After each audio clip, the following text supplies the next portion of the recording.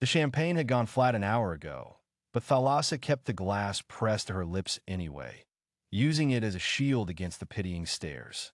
The crystal felt warm now, slick with condensation and the heat of her palm. Around her, the gala hummed with wealth, the kind that smelled like imported orchids and tasted like old money. She stood near a marble column in the Celestine Hotel's grand ballroom, watching couples drift past in their tailored armor, and tried to remember how to breathe without her ribs aching. 11:47. 13 minutes left. The inheritance clause had seemed like a joke when her grandmother's lawyer first read it aloud. A cruel punchline delivered from beyond the grave. To inherit the Van Neer estate, Thalassa must be legally married before her 25th birthday. She'd laugh then, certain there would be time, certain she'd find someone real. Someone who wanted her, not just a fortune. That was 6 months ago. Now her birthday was 7 minutes from ending, and she was alone in a room full of strangers, wearing a dress that cost more than most people's cars and feeling like she was drowning in silk. The ballroom chandeliers threw fractured light across the polished floor. Somewhere, a string quartet played something melancholy. Thalassa set down her glass on a passing waiter's tray and pressed her fingers against her sternum, trying to calm the hummingbird panic beating there. Her grandmother had built an empire from nothing.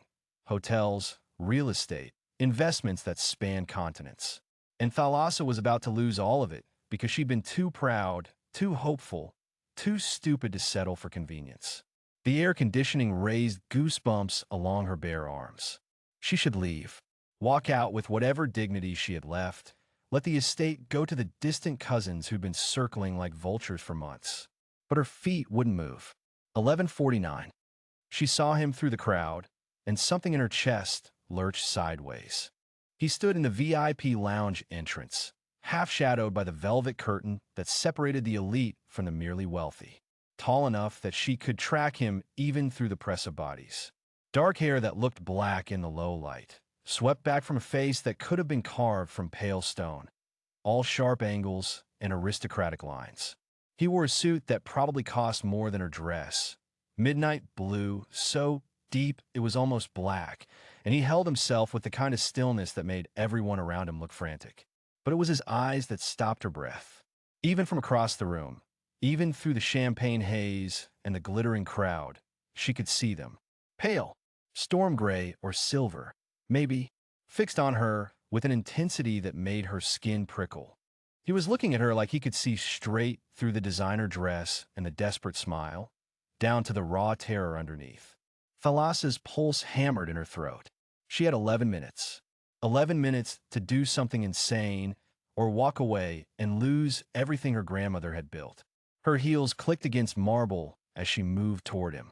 The crowd seemed to part without her asking, as if they sensed the recklessness coming off her in waves. She could feel her heart in her teeth, taste copper and fear on her tongue. He watched her approach. Didn't move, didn't smile. Just stood there with one hand in his pocket and that impossible stillness radiating from him like cold. She stopped 3 feet away, close enough to smell his cologne, something expensive and strange like winter forests and smoke. Close enough to see that his eyes weren't gray at all, but a pale amber that seemed to catch the light wrong. "I need a husband," she said. The words came out steadier than she'd expected. Around them, the gala continued its glittering rotation, but she could feel the bubble of silence that had formed, the way conversations nearby had stuttered and stopped. His expression didn't change. One dark eyebrow lifted, a movement so slight she almost missed it. How refreshingly direct. His voice was low, textured like aged whiskey, with an accent she couldn't place. British maybe, but older somehow. "Though I'm afraid you have me at a disadvantage. You seem to know what you want from me, but I don't yet know your name." Thalassa Van Neer. She lifted her chin, refusing to look away from those strange eyes. "And I don't know what I want from you. I know what I need. There's a difference." "Indeed there is." He tilted his head, studying her with an attention that felt physical, like fingers trailing down her spine. "And what makes you think I'm in the business of fulfilling needs? You're here alone. You're watching the room like you're bored out of your mind. And you haven't told me to leave yet." Thalassa glanced at her phone. 11:52. Her hand was shaking. I have 8 minutes to get married or I lose a $50 million inheritance. I'm not asking for love. I'm not asking for forever. I'm asking for a legal signature and maybe an hour at a time. Something flickered across his face. Amusement, maybe, or curiosity. He stepped closer, and she caught that scent again, stronger now. Not cologne. Something else. Something that made her hindbrain whisper warnings she couldn't quite hear. 50 million, he repeated softly. And you're propositioning a stranger in a hotel ballroom. I'm propositioning you specifically. She met his gaze, refusing to back down, even though every instinct screamed at her to run. You look like someone who understands transactions. I do. He smiled then, and it transformed his face from beautiful to devastating. Though my transactions tend to be more complex than most. I'm Cyprian Thorneveld. And yes, Thalassa Van Neer, I'll marry you. The chapel was 3 floors down, tucked behind the hotel's conference center. Thalassa's heels echoed too loud in the empty corridor as they descended the service stairs. Cyprian moved beside her without sound, his hand light against her lower back, a touch that burned through silk and made her hyper-aware of every breath. There's an officiant on call, she said, her voice bouncing off concrete walls. The hotel keeps one available for exactly this kind of emergency. How convenient. His tone was dry, amused. Do they get many midnight desperation weddings? You'd be surprised. Her phone said 11:56. For minutes. Vegas isn't the only place people make impulsive decisions. The chapel was small, decorated in tasteful neutrals that could accommodate any denomination. The officiant, a tired-looking woman in her 60s, barely blinked at their arrival. She'd probably seen Stranger Things. Names? She asked, pulling out a tablet. Thalassa Van Neer and Cyprian Thorneveld. The woman's fingers paused over the screen. Her gaze flicked to Cyprian, and something passed over her face. Recognition, maybe, or fear. But she typed the names without comment. The ceremony took 3 minutes. Thalassa heard herself speak the words, felt Cyprian's cool fingers slide a ring onto her hand. Where had he gotten a ring? And then it was done. 11:59. She'd made it with 60 seconds to spare. You may kiss your bride, the officiant said quietly. Cyprian turned to her, and in the chapel's soft light, his eyes gleamed like a cat's. May I? He murmured. Thalassa nodded, her throat too tight for words. He cupped her face with both hands, his skin impossibly cold, and kissed her with a gentleness that made her knees weak. His mouth tasted like winter and something darker, something that made her want to press closer, even as warning bells screamed at her head. We pulled back, he smiled, and she saw his teeth. Not all of them, just the canines, longer than they should be, sharp enough to catch the light, sharp enough to kill. Welcome to the family, wife, Cyprian said softly. We have so much to discuss. The chapel air turned crystalline. Thalassa's breath caught, not from fear, though she knew she should be terrified, but from the sudden clarity of understanding. The cold hands that had held her face. The way shadows seemed to bend toward him. The officiant's recognition. Vampire. She'd married a vampire. You're very calm, Cyprian observed, releasing her but not stepping back. His presence filled the small space between them like fog rolling off water. Most humans scream. Most humans didn't just inherit a fortune that requires a husband by midnight. The words came out steadier than she felt. Her pulse hammered against her throat, and she watched his eyes track the movement. You knew. About the will. I know many things. He tucked a strand of hair behind her ear, the gesture almost tender. But we can't discuss them here. The officiant has already called her handler. Thalassa glanced at the woman, who was indeed whispering urgently into her phone, her face pale. Handler, the court monitors all supernatural marriages. They'll want to meet you immediately. Cyprian took her hand, the one now wearing a silver ring etched with symbols she couldn't read. Can you run those shoes? She looked down at her sensible flats. Yes. Good. Because we need to leave. Now. He pulled her toward a side door she hadn't noticed, moving with inhuman speed that forced her into a stumbling jog. Behind them, the The chapel's main doors burst open. Thalassa risked a glance back and saw figures in dark suits, their movements too fluid, too synchronized. "Don't look at them," Cyprian commanded. "They'll take it as a challenge." The night air hit her face like a slap. They emerged into an alley that smelled of rain and something metallic. A black car idled at the curb, engine purring. The driver's door opened, and a young man stepped out. Human, Thalassa noted with relief, though he moved with the efficiency of someone accustomed to the supernatural world. "Elias," Cyprian said, "the estate. Fastest route." "They've already blocked the bridge, sir." Elias held the rear door open, his expression professionally neutral, even as his gaze flickered to Thalassa with undisguised curiosity. "I've arranged an alternative." They slid into leather seats that smelled of cedar and old money. The car moved before Thalassa could fasten her seatbelt, acceleration pressing her back against the cushions. Through the tinted windows, Vegas blurred into streams of neon and shadow. "Explain," she said. Her voice only shook a little. "All of it, starting with what you are." Cyprian studied her in the darkness, his eyes reflecting the passing lights like a predator's. "I'm exactly what you think I am. 604 years old, turned during the reign of Queen Elizabeth. I've been the vampire king of the Western Territories for 2 centuries. And you just happen to be at a 24-hour wedding chapel at midnight." "No." His smile held no warmth. "I've been watching you for 3 weeks, Thalassa, since your grandfather died, and the terms of his will became known to certain interested parties." The car took a corner fast enough to make her stomach lurch. Elias drove with the calm focus of a getaway driver, weaving through traffic that seemed to part before them. "Why would a vampire king care about my inheritance?"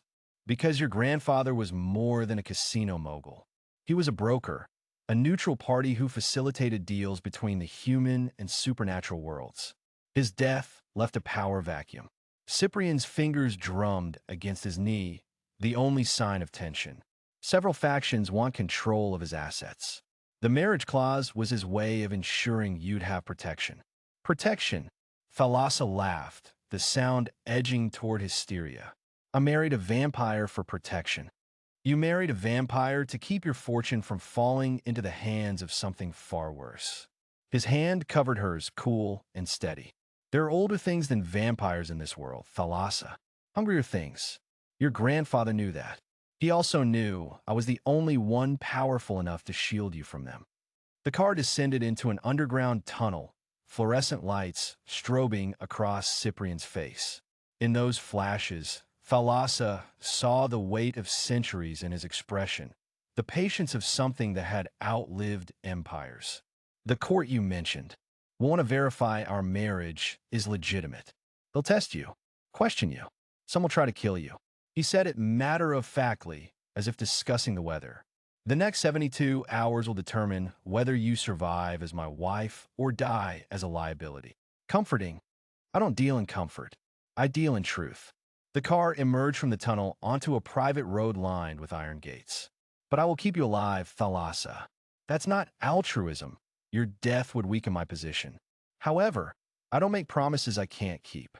The estate rose before them like something from a Gothic novel, all stone and shadow, windows glowing with warm light that seemed incongruous with its owner.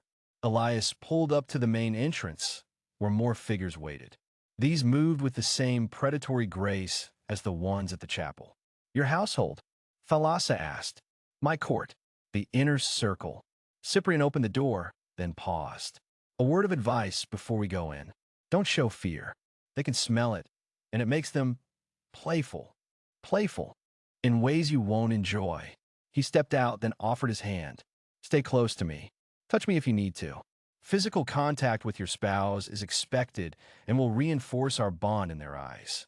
Thalassa took his hand and let him pull her from the car. Her legs felt unsteady, but she forced herself to stand straight. The figures at the entrance watched her with eyes that gleamed in the darkness. Gold, silver, red. Not human. None of them human.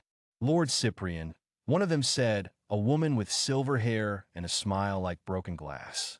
"You've been busy tonight." "Lady Morgaine." Cyprian's tone held a warning. My wife is under my protection. Spread the word. Wife. Morgane's laugh was wind chimes in a graveyard. How delightfully unexpected. Does Vesper know? The name landed like a stone in still water. Cyprian's hand tightened fractionally on Thalassa's. Vesper will be informed through proper channels. Oh, I think he already knows. Morgane's gaze slid to Thalassa, assessing. The question is what he'll do about it. They moved through doors that opened silently, into a foyer that stole Thalassa's breath. Marble floors reflected light from chandeliers that dripped crystal. Tapestries older than America hung on walls, their threads depicting scenes of hunts and feasts that looked disturbingly literal. The air smelled of beeswax and something underneath, copper and roses, blood and perfume. More vampires emerged from shadowed doorways, drawn by curiosity or command. Thalassa felt their attention like physical weight pressing against her skin. She moved closer to Cyprian, and his arm came around her waist, anchoring her. The court will convene in 1 hour, he announced, his voice carrying through the space with unnatural clarity. Prepare the Great Hall. And someone find Elias. I want security tripled. The vampires dispersed with inhuman speed, leaving only Morgane and 2 others, a dark-skinned man with eyes like embers and a pale youth who couldn't have been more than 16 when he was turned. You're really going through with this? The man asked. His accent was old, something Mediterranean. Binding yourself to a human for politics? I'm binding myself to leverage. Marcus.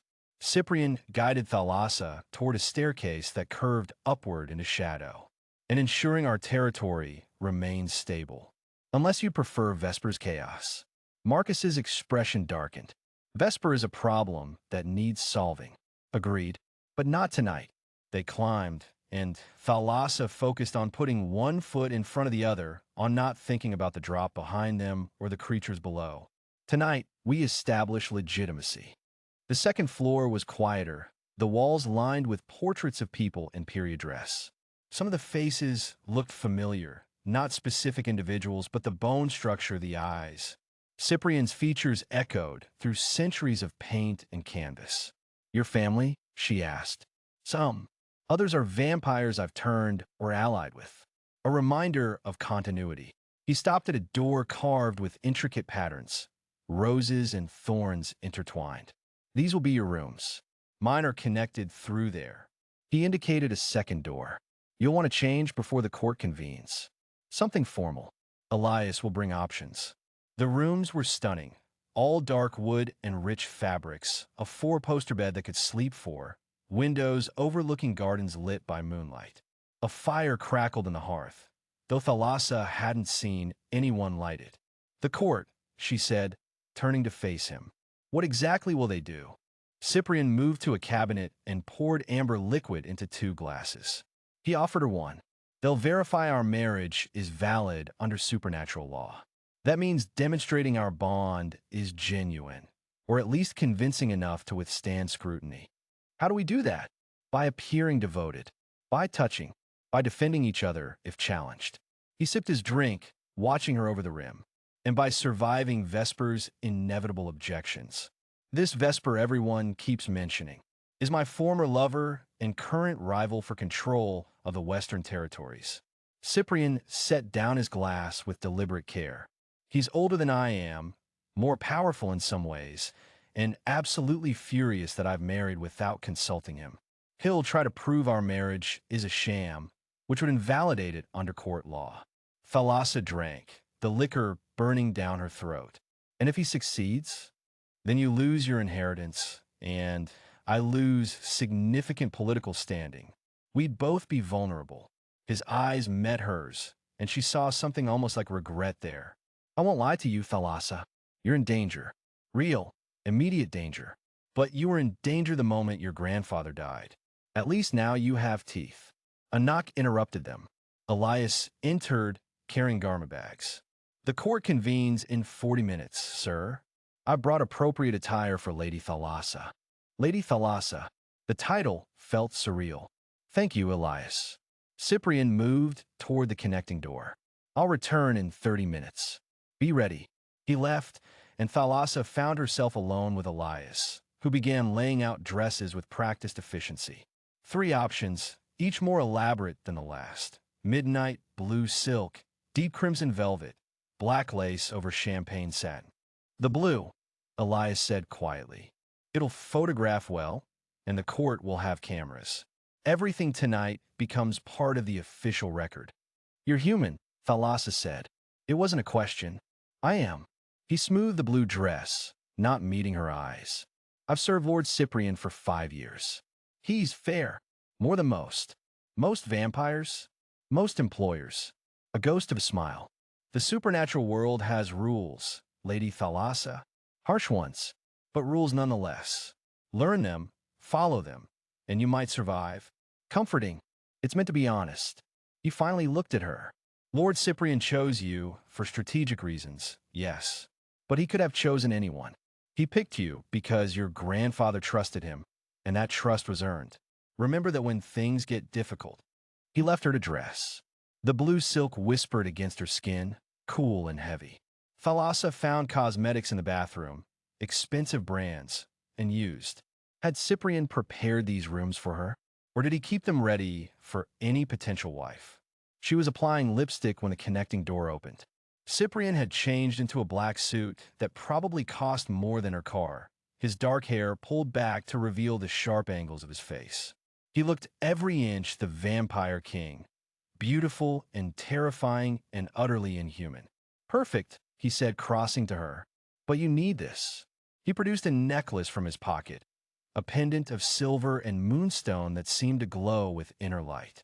When he fastened it around her neck, warmth spread from the stone across her skin. Protection, he explained.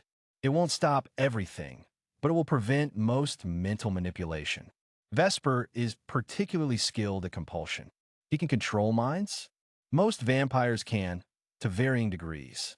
I can, though I won't use it on you. It would invalidate our marriage bond. His fingers lingered on her shoulders. The necklace levels the playing field somewhat. Somewhat. I won't lie and say you're safe. But you're safer than you were this morning. He offered his arm. Ready to meet the vampire court? No, absolutely not. But Thalassa took his arm anyway, feeling the cool strength beneath the expensive fabric. They descended together, and with each step, Thalassa felt the weight of her new reality settling over her like a cloak.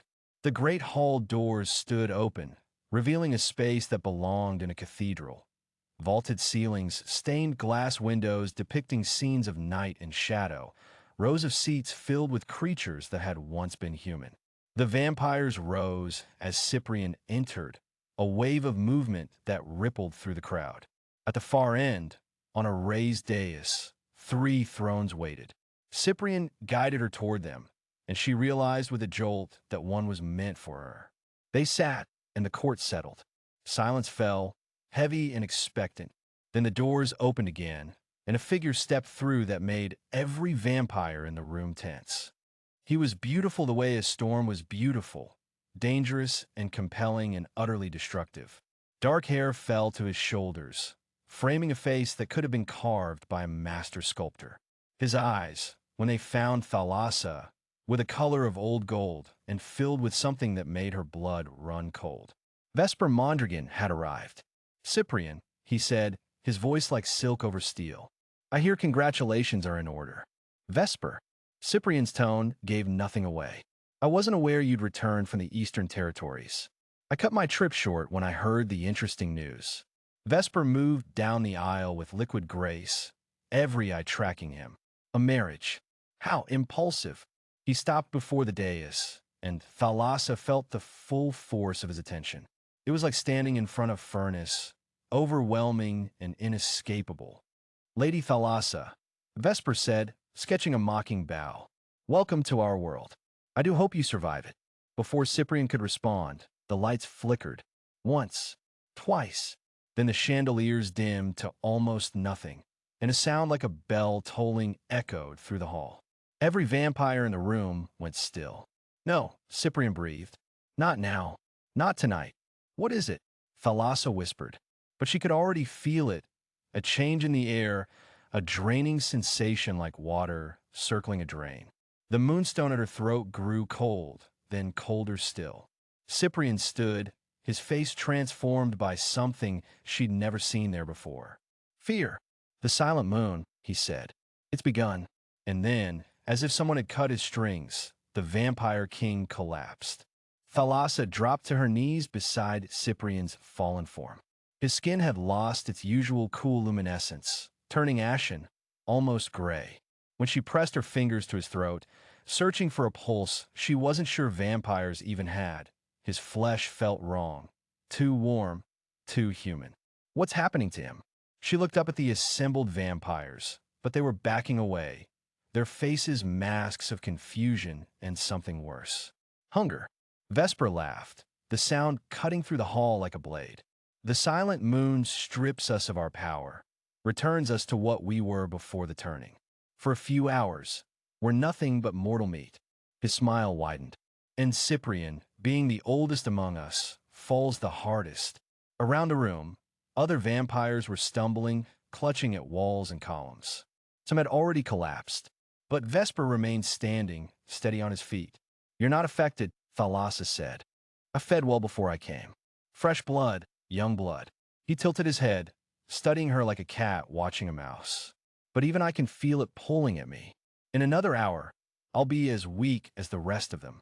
Unless, of course, I find a way to supplement my strength. His gaze dropped to Cyprian's unconscious form, and Thalassa understood with crystalline clarity what he meant. Elias, she shouted. The assistant appeared at her side, his face pale but determined. My lady, help me get him to the private chambers. Now. Together they hauled Cyprian up, his weight suddenly, shockingly real. No supernatural strength aided them. He was just a man, a tall, muscular man who'd forgotten how to hold himself upright. You can't hide from this, Vesper called after them as they struggled toward the side door. The silent moon lasts until dawn. That's 6 hours, little queen. 6 hours of darkness. And every vampire in this city will be hunting for blood to keep themselves strong. Thalassa didn't answer. She focused on moving forward, on the burn in her shoulders as they half-carried, half-dragged Cyprian through the doorway and into the corridor beyond. The private chambers were on the 3rd floor. By the time they reached the stairs, Thalassa's arms were shaking. Elias, despite his slight frame, bore his share of the weight without complaint. Why didn't he warn me? She gasped as they climbed. He didn't know it would be tonight, Elias said. The silent moon comes without warning, once every few years. It's why the old vampires are so paranoid about security. They reached the landing. Down the hall, Thalassa could hear sounds, crashes, screams, the thud of bodies hitting floors. The entire mansion was in chaos. The private chambers had a heavy oak door with an iron bar. Once inside, Thalassa and Elias lowered Cyprian onto the massive 4-poster bed. His breathing was shallow but steady. Lock it, Thalassa ordered. Bar the door. Elias obeyed, sliding the iron bar into place with a metallic clang that echoed through the room. It won't hold forever. Not if they really want in. Then we make sure they don't want in badly enough. She moved to the windows, checking the locks, pulling the heavy curtains closed. The room had been designed as a sanctuary. Thick walls, reinforced door, windows too narrow for a body to fit through. But it had been designed to keep things out, not to protect a powerless vampire king. A groan from the bed drew her attention. Cyprian's eyes fluttered open, unfocused and confused. Thalassa. She was beside him in an instant. I'm here. The silent moon. His voice was rough, human. You need to leave. Get to the safe room in the basement. Elias knows the way. I'm not leaving you. You don't understand. You tried to sit up, failed, fell back against the pillows. The vulnerability in that simple action made her chest ache. I'm mortal right now. Completely mortal. If Vesper gets in here, he won't. Thalassa. He caught her hand, and his grip was warm, weak. I agreed to this marriage because I need a mortal anchor. Someone whose humanity could balance my nature during times like this. But I never meant for you to actually. A crash from outside cut him off. Then another. Footsteps in the corridor, moving fast. My lady, Elias whispered. They're coming. Thalassa stood. Her wedding dress, beautiful and impractical, swirled around her legs. She kicked off the delicate heels, felt the cold floor solid beneath her bare feet. "The weapons," she said. "Where are they?" Elias pointed to a cabinet against the far wall. Inside, she found what she needed, not swords or guns, but something better. Flares. A dozen emergency flares, the kind used for signaling ships. "Fire," Cyprian said from the bed, understanding dawning in his eyes. Vampires, even powered ones, instinctively fear fire. And powerless ones? Thalassa pulled out a flare, tested its weight. "It'll burn them just like it would burn you." The door shuddered. Someone was testing it, pushing against the bar. "Cyprian." Vesper's voice, muffled but clear. "Open up. We can share her. There's enough blood for both of us." "Go to hell," Thalassa shouted back. Laughter. "Such spirit. I can see why he chose you. But spirit doesn't change facts, little queen. That door won't hold. And when it breaks, you're just a human woman in a room full of predators."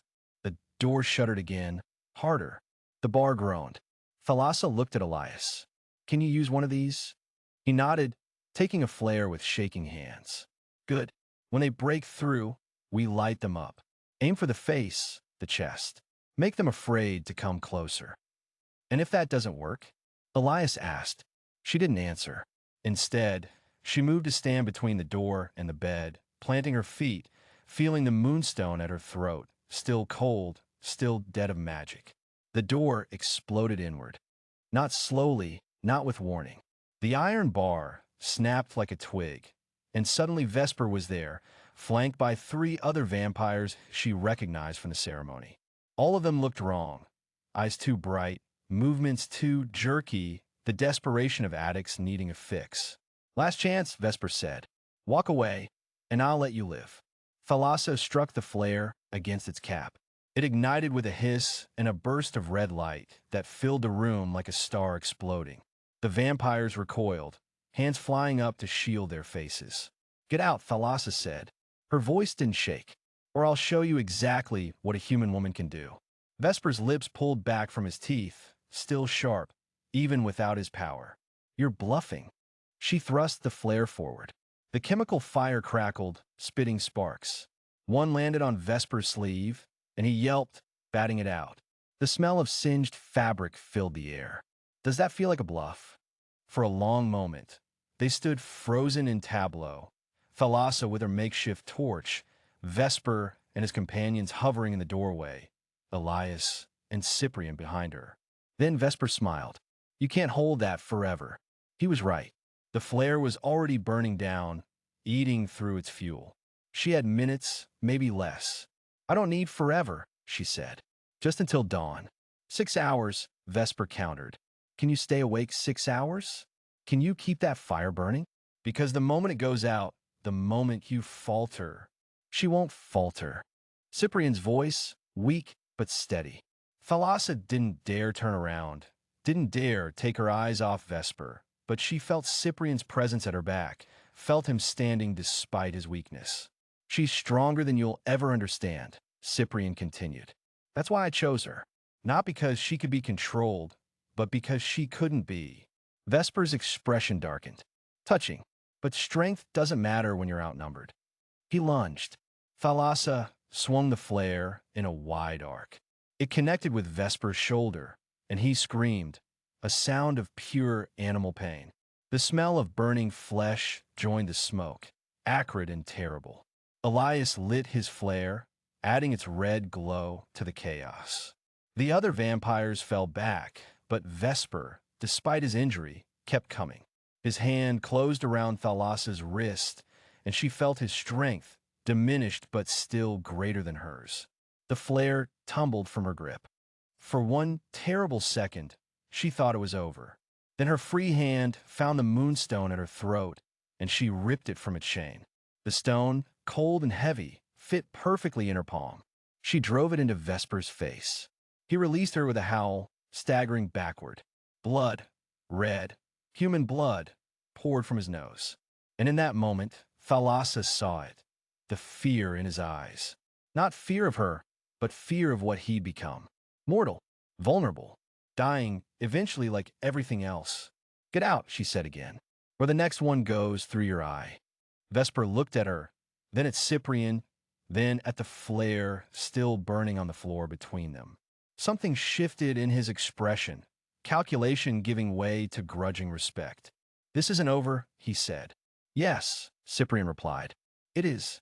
And perhaps Vesper heard the truth in those words, or perhaps he simply decided the prize wasn't worth the cost. Either way, he turned and walked out, his companions scrambling after him. Thalassa kicked the door closed and slid what remained of the bar back into place. Then, and only then, did she let herself shake. Cyprian's arms came around her from behind, warm and solid and human. You did it, he whispered against her hair. You magnificent, terrifying woman. You did it. She turned in his embrace, and for the first time since the ceremony, she really looked at him, saw the man beneath the vampire king, the fear he'd hidden, the vulnerability he'd never shown. The silent moon, she said. How long until it passes? Hours yet, but Vesper won't come back. You've proven yourself. His hand came up to cup her face. Not just to him, to all of them, to me. The moonstone lay on the floor where she dropped it, its surface cracked but still intact. As she watched, the first hint of warmth began to seep back into it. Dawn was still far away, but the worst had passed. I need to tell you something, Cyprian said. The real reason I agreed to this marriage so quickly. I know, Thalassa said. You needed a mortal anchor. No. I mean, yes, but he stopped, started again. I needed you. Specifically you. Because when I met you in that club, desperate and defiant and so impossibly alive, I felt something I haven't felt in 600 years. What? Hope. The word hung between them, simple and profound.